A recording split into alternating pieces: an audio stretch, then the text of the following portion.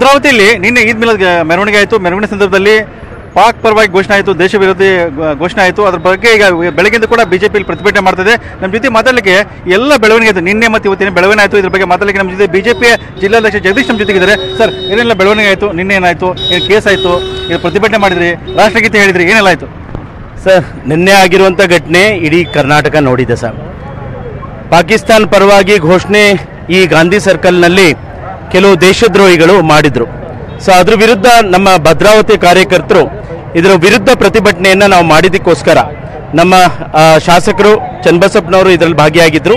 ಮತ್ತು ನಮ್ಮ ಪರಿವಾರದ ಎಲ್ಲ ಪ್ರಮುಖರು ಮತ್ತು ಜಾತ್ಯತೀತ ಜನತಾದಳದ ಪ್ರಮುಖರು ಈ ಪ್ರತಿಭಟನೆಯಲ್ಲಿ ಪಾಲ್ಗೊಂಡು ಒಟ್ಟು ನಮ್ಮ ಯೋಚನೆ ಏನಿತ್ತು ಅಂದರೆ ಈ ದೇಶ ವಿರೋಧಿ ಏನು ಘೋಷಣೆ ಕೂಗಿದ್ರು ಅವರಿಗೆ ದೇಶದ್ರೋಹಿ ಕಲಂ ಮುಖಾಂತರ ಅವರನ್ನು ಬಂಧಿಸಬೇಕು ಮತ್ತು ಅವರನ್ನು ಆದಷ್ಟು ಬೇಗ ಬಂಧಿಸಿ ನಮ್ಮ ಎದುರುಗಡೆ ತರಬೇಕು ಅನ್ನುವಂತಹ ಆಗ್ರಹವನ್ನು ನಾವು ಈ ಸಂದರ್ಭದಲ್ಲಿ ಈ ವಿಡಿಯೋ ವೈರಲ್ ಆಯಿತು. ವಿಡಿಯೋ ವೈರಲ್ ನಂತರ ಮಾಧವಾಚಾರ ವೃತ್ತದಲ್ಲಿ ಬೆಳಗಿನ ಪ್ರತಿಭಟನೆ ಆಗ್ತಾ ಇತ್ತು. ಅಲ್ಲಿ ಪ್ರತಿಭಟನೆ ಏನೇನಾಯಿತು, ನಂತರ ಏನು ಮಾಡಿದ್ರಿ ನೀವು? ಬೆಳಗ್ಗೆ ಗೊತ್ತಾದ ತಕ್ಷಣ ಭದ್ರಾವತಿಯ ಎಲ್ಲ ಕಾರ್ಯಕರ್ತರು ಜಮಾವಣೆಯಾಗಿ ಇದರ ವಿರುದ್ಧ ಒಂದು ಪ್ರತಿಭಟನೆ ಮಾಡಬೇಕು ಅನ್ನುವಂತಹ ಯೋಚನೆ ಇಟ್ಕೊಂಡು ಬೆಳಗ್ಗೆ 10 ಗಂಟೆಗೆ ಈ ಪ್ರತಿಭಟನೆ ಆರಂಭವಾಗಿ ಈಗ ಸುಮಾರು 2:30ಗೆ ನಾವು ಮುಕ್ತಾಯ ಮಾಡಿದ್ದೀವಿ. ಎಲ್ಲ ಏನು ಸರ್ಕಾರಿ ಅಧಿಕಾರಿಗಳು ನಮಗೇನು ಉತ್ತರವನ್ನು ಕೊಟ್ಟಿದ್ದು ಅಥವಾ ಸಮಜಾಯಿಷಿ ಏನು ಕೊಟ್ಟಿದ್ರು ಅದನ್ನು ನಾವು ತೆಗೆದುಕೊಂಡು ಒಳ್ಳೆ ರೀತಿಯಲ್ಲಿ ಈ ಪ್ರತಿಭಟನೆಯನ್ನು ನಾವು ಮುಗಿಸಿದ್ದೀವಿ ಅನ್ನುವಂಥ ಮಾತನ್ನು ಈ ಸಂದರ್ಭದಲ್ಲಿ ಹೇಳಲಿಕ್ಕೆ ಅಂದರೆ ಮಾಧವಾಚಾರ ಸರ್ಕಲ್ ಗಾಂಧಿ ಸರ್ಕಲ್ ಏನೇನು ಮೆರವಣಿಗೆ ಬಂತು, ನಂತರ ಇಲ್ಲಿ ಏನಾಯಿತು, ಅಲ್ಲಿಂದ ಮೆರವಣಿಗೆ ಬಂತು.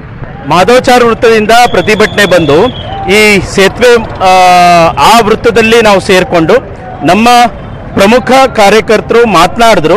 ಯಾತಿಗೋಸ್ಕರ ಈ ಕಾರ್ಯಕ್ರಮ ಮಾಡ್ತಾ ಇದ್ದೀವಿ, ಈ ಪ್ರತಿಭಟನೆ ಯಾತಿಗೋಸ್ಕರ ಮತ್ತೆ ಈ ಆಗ್ರಹ ಏನಕ್ಕೋಸ್ಕರ ಅನ್ನುವಂತಹ ಮಾತನ್ನ ಮಾತಾಡ್ತಾ ಅದಾದ್ಮೇಲೆ ಶಿವಮೊಗ್ಗ ನಗರದ ಶಾಸಕರು ಚನ್ನಬಸಪ್ಪನವರು ನಮ್ಮ ಪ್ರತಿಭಟನೆಯನ್ನ ಜೋಡಣೆ ಮಾಡಿಕೊಂಡ್ರು.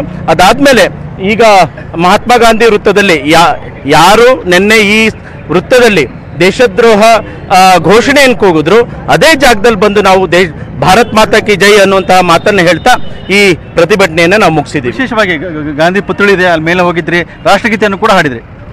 ನಿಜ, ಯಾಕೆಂದ್ರೆ ಪ್ರತಿಯೊಬ್ಬ ಭಾರತೀಯನಿಗೆ ನಮ್ಮ ರಾಷ್ಟ್ರನೇ ಮುಖ್ಯ.